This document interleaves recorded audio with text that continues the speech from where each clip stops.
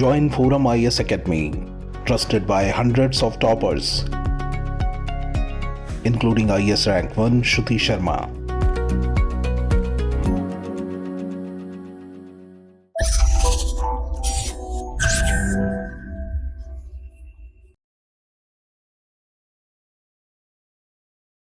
Hello friends, this is Gautam coming up with the next round of बस 5 minute. In this video we will discuss about security in district courts and साथ ही साथ ये भी समझेंगे why intervention by judiciary is required to increase it. So first of all let's see why it in news.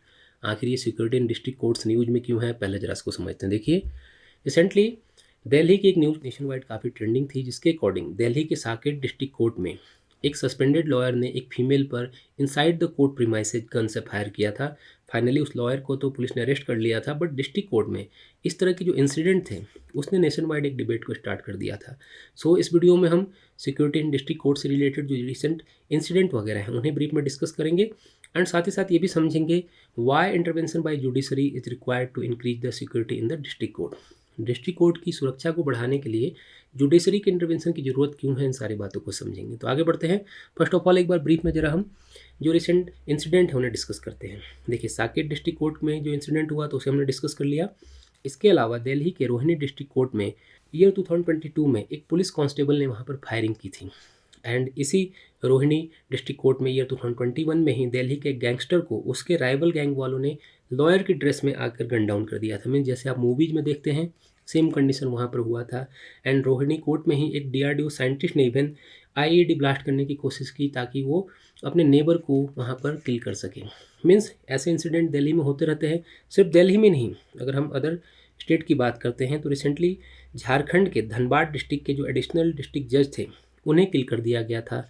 After that Jharkhand के जो incident हुई थी, आफ्टर दैट सुप्रीम कोर्ट ने सो मोटो एक्शन लेते हुए कोर्ट प्रीमाइसेज की जो सिक्योरिटी है उसे इन्हांस करने की बात की थी. इसके साथ ही साथ जो official related to justice system है उनकी सिक्योरिटी को भी इन्हांस करने की बात की थी. आफ्टर दैट क्या हुआ था कि सेंटर की तरफ से एक स्टेटमेंट आया था जिसमें सेंटर ने कहा था कि नेशन के जुडिशरी एंड कोर्ट कॉम्प्लेक्सेस को प्रोटेक्ट करने के लिए सेंट्रल सिक्योरिटी फोर्सेस का यूज नहीं करना चाहिए. मीन जो CRPF वगैरह होती है उसका यूज यहाँ पर नहीं करना चाहिए क्योंकि उनकी ड्यूटी अलग होती है. देखिए सॉलिसिटर जनरल ने सेंटर की साइड से कहा था कि पब्लिक ऑर्डर एंड जो पुलिस होती है वो स्टेट सब्जेक्ट होती है. सो कोर्ट प्रीमाइसेज की सिक्योरिटी में स्टेट पुलिस को ही डिप्लॉय करना चाहिए, ना कि CRPF को या फिर जो सेंट्रल फोर्सेज हैं उन्हें डिप्लॉय नहीं करना चाहिए. तो अब बात आती है कि डिस्ट्रिक्ट कोर्ट की सिक्योरिटी को इन्हांस करने के लिए जुडिशरी के इंटरवेंशन की रिक्वायरमेंट क्यों है. ये तो हमने समझ लिया कि रिसेंट इंसिडेंट वगैरह क्या है.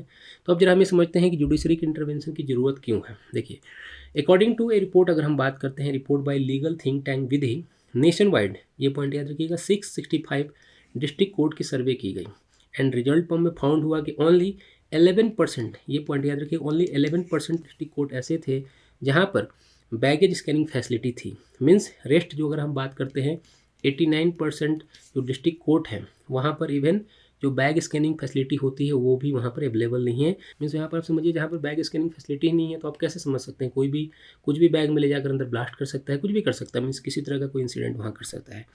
बट ऐसा नहीं है कि नेशन वाइड इस तरह की सिक्योरिटी को इन्हांस करने की कोशिश नहीं की जा रही है.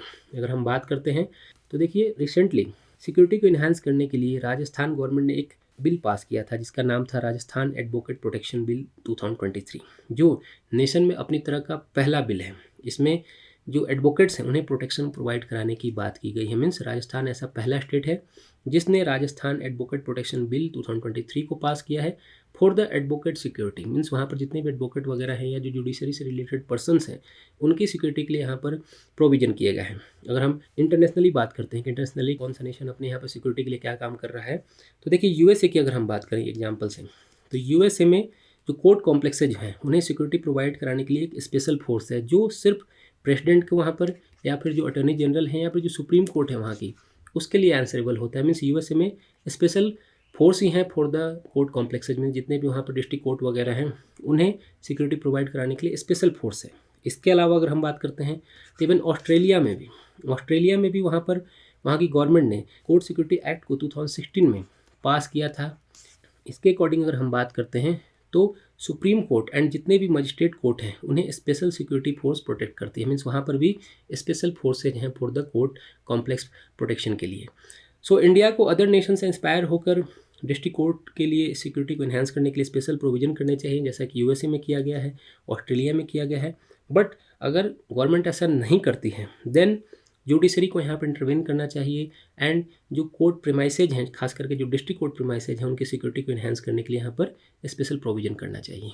तो होप आपको ये सारी बातें समझ में आई होंगी। Thanks for watching.